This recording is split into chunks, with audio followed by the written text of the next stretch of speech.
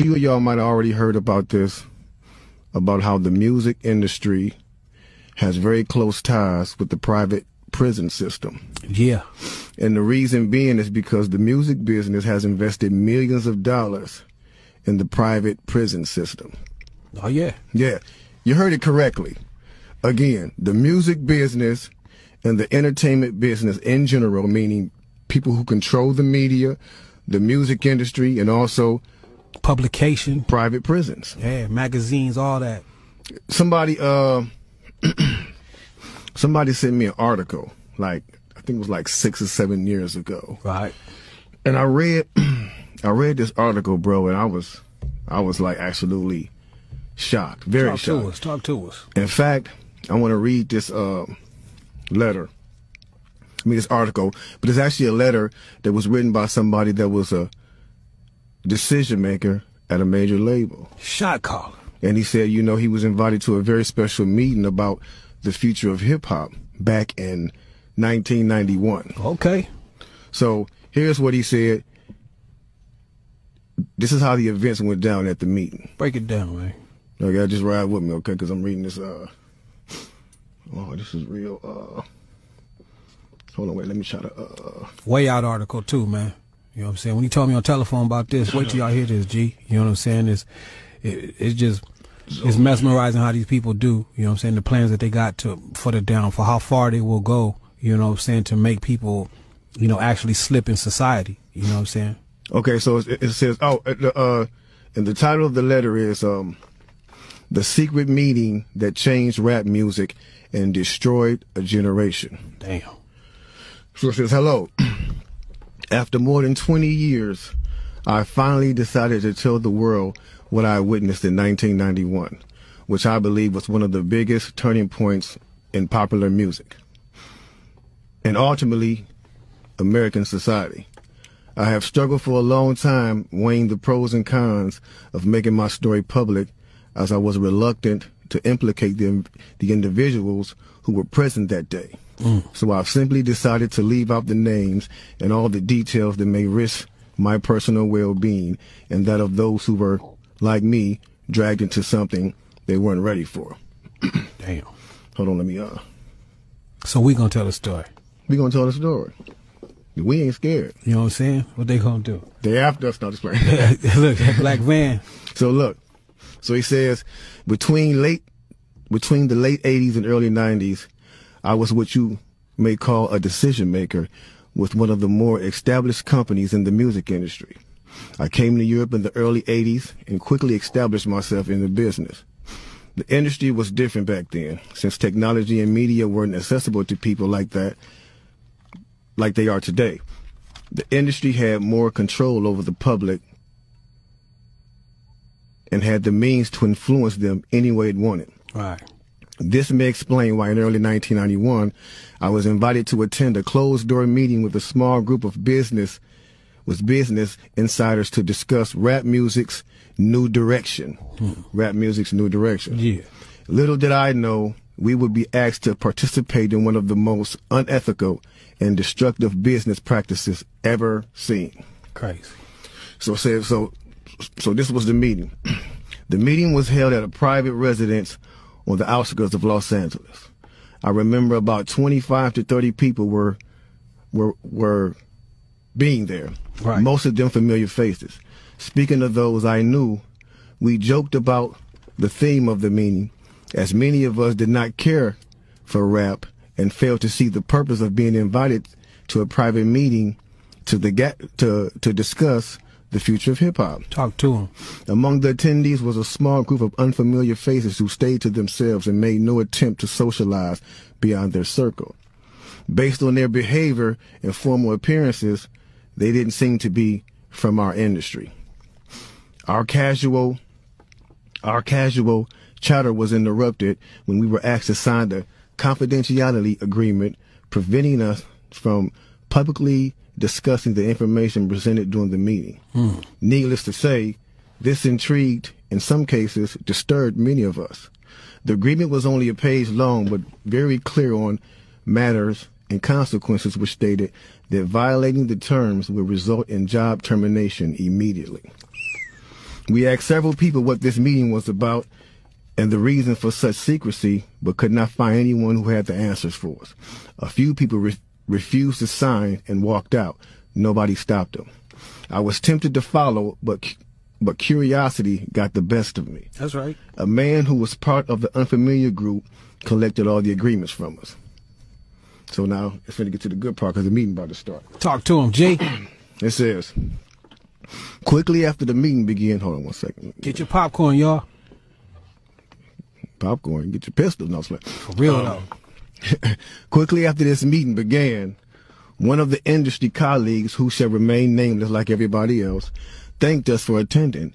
He then gave the floor to a man who only introduced himself by first name and gave no other details about his personal background. I think he was the owner of the residence, but that was never confirmed.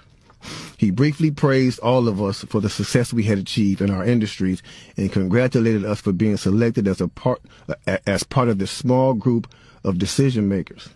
At this point, I began to feel slightly uncomfortable in the strangeness of this gathering.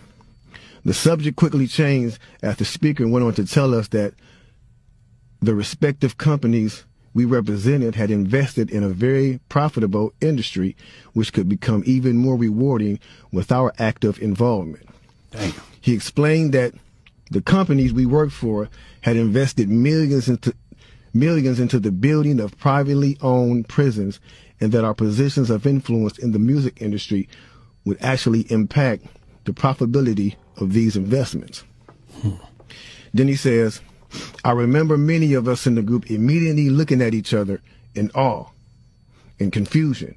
At the same time, I didn't know what a private prison was, but I wasn't the only one. Sure enough, someone asked what these prisons were and what any of this had to do with music. We were told that these prisons were built by privately owned companies who receive funding from the government based on the number of inmates. Mm-hmm. The more inmates, the more the government would pay these prisons. Mm-hmm. It was also made clear to us that since these prisons are privately owned, as they become publicly traded, we'd be able to buy shares.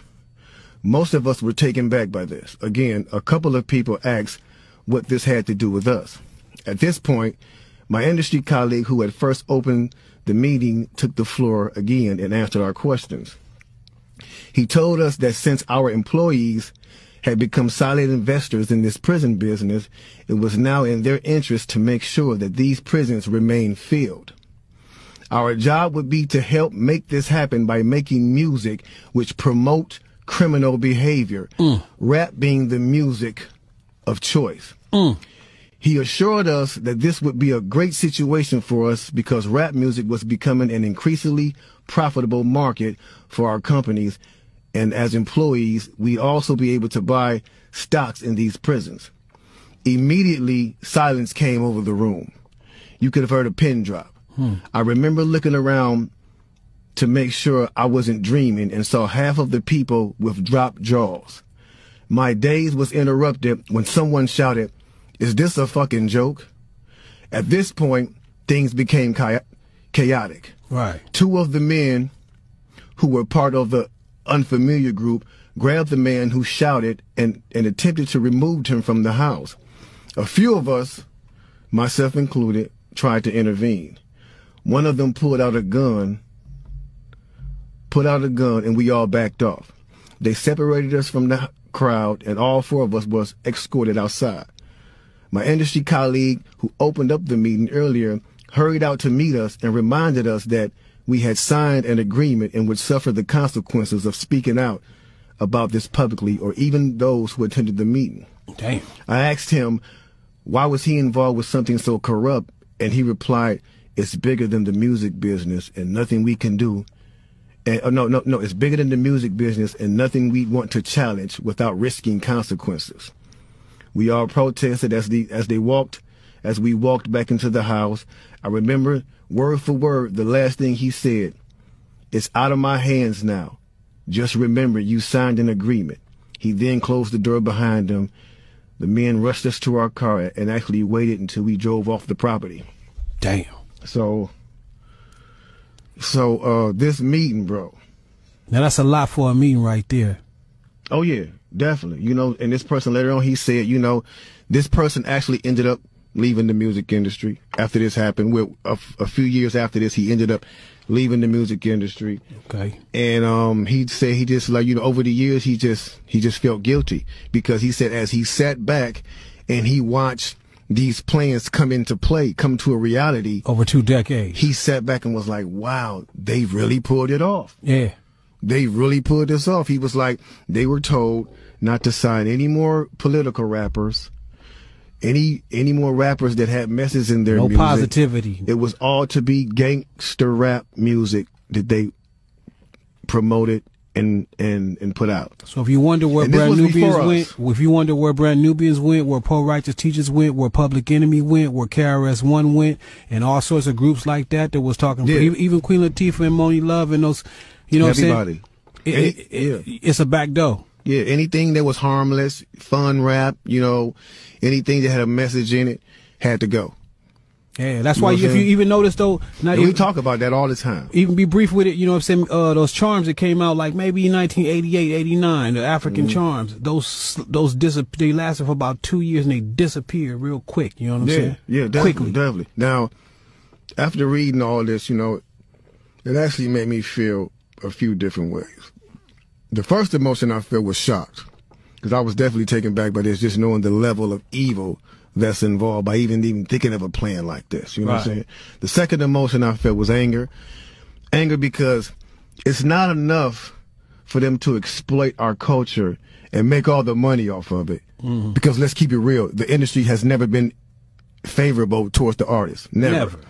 But they're going to go beyond the artists to get the artist to influence and lure in the consumer, which they knew at the time were mainly minorities. Yep. In other words, keep promoting gangster rap so that the youngsters will be influenced by them, which in turn will incite them to want to act like them, and it's a very good chance they'll end up in their prison. Yeah. So they're getting paid twice. They're getting paid from the artists they signing, and then they're getting paid from the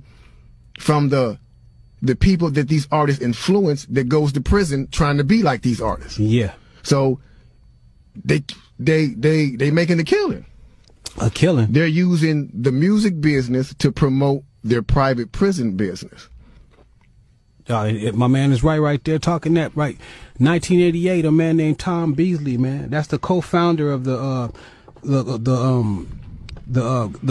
corrections for Corporation of America. That's the CCA. You know what I'm saying? Excuse my French. I'm reading this thing right there real quick. It's the CCA. So in 1988, he founded that, and this is in straight concert with the same thing. So it's like the music business. You do what you do on your side, and over here with the corrections facilities, we're gonna do on this side and now in 1970 there was 500 prisons.